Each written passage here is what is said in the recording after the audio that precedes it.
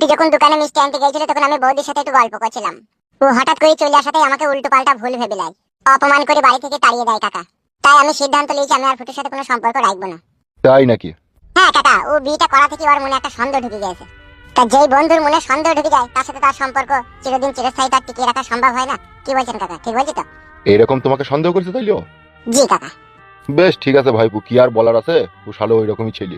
তা আপনি গিয়েছিলেন কোথা কাকা? এই গিয়েছিলাম বলতে দাদা, মাছ আনতে গেছিলাম বাজারে। কি মাছ গো কাকা, দেশি মাগুর মনে হয়েছে তো? হ্যাঁ বাপ, নতুন ঘরে বৌমা, ভাবলাম বাজারে দুটো মাছ আমার খুব পছন্দ হইলো লি যাই। বৌমা শুনেছি নাকি আবার মাগুর মাছের ঝোল খেতে খুব ভালোবাসে, সেই জন্য নিলাম। কত কেজি নিল কাকা? 135 টাকা বাপ। বেশ বেশ কাকা, তাহলে যান, কি আর বলবো, আর তো কিছু বলার নাই। আর এই দেশি মাগুর মাছে না একটু ঝোল করলে পারে না, 2 কাইতে তুল দিয়ে দেবেন। হ্যাঁ ঠিকই বলছিস, একটু টক টক ভাব লাগবে না, স্যাপ স্যাপ করে ভাতটা টানা যাবে লাই। হ্যাঁ গো কাকা। বেশ বেশ ঠিক আছে ভাইপু, তাহলে যা, আবার পরে কথা হবে। হ্যাঁ বেশ বেশ ঠিক আছে কাকা।